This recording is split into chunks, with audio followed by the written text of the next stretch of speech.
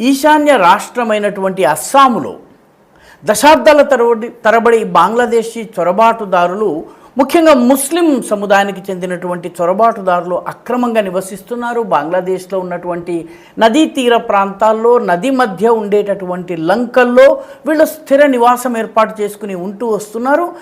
వీళ్లను గత ప్రభుత్వాలు తొలగించలేకపోయాయి. హిమాంత విశ్వశర్మ ప్రభుత్వము 2000 మంది బంగ్లాదేశీ పౌరులకు, వాళ్ళు బంగ్లాదేశీ పౌరులను రుజువైన తరువాత వాళ్లకు నోటీసులు ఇచ్చి వాళ్ళ ఇళ్లను డెమాలిష్ చేస్తున్నారు. దీనికోసము దాదాపు 20 బుల్డోజర్లను రంగంలోకి దింపారు. ఇప్పటి వరకు 667 ఇళ్లను పూర్తిగా నేలమట్టం చేసి ఆ పౌరులు ఆ ఇళ్లలో నివసిస్తున్న వాళ్ళని సరిహద్దు ప్రాంతానికి తరలించారు. మిగతా ఇళ్లను కూడా తొలగించి అందులో ఉంటున్నటువంటి వాళ్ళను బంగ్లాదేశ్కి పంపేందుకు ప్రభుత్వం రంగం సిద్ధం చేస్తోంది.